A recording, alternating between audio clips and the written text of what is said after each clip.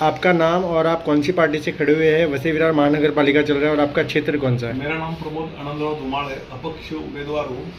प्रभाग 6 से ड से मैं लढाई कर रहा हूँ। तुम्हाला मुद्दे काय होता?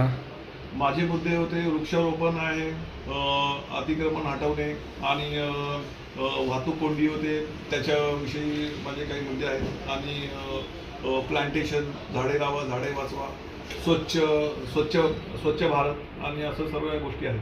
भारतीय जनता पार्टी आणि बहुजन विकास आघाडी दो मजबूत पार्टी आहे, तो तुम्ही काय प्रतिद्वंदी मतलब तुम्हाला काय कॉम्पिटिशन होता चुनावाला?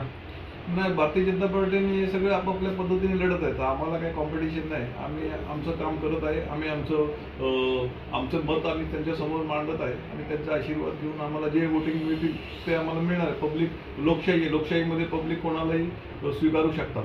तो पक्षाला महत्त्व मराठा समाज असतो, पक्षाला महत्त्व देत नसतो.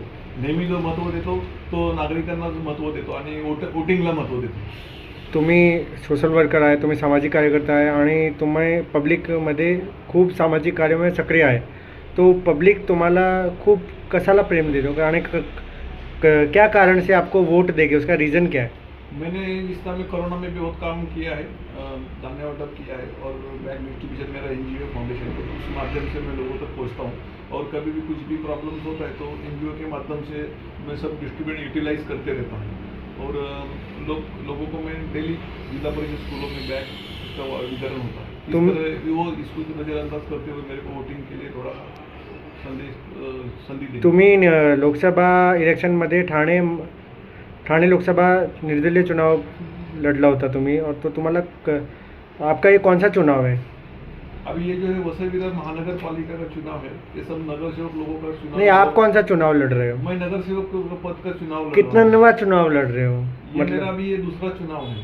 पहला लोकसभा का चुनाव है. ओके, ठीक है. आपको हमारे चैनल की तरफ से शुभकामनाएं और बाकी आप अपना प्रचार करते रहिए. हमारे मीडिया की तरफ से आपको शुभेच्छा. धन्यवाद.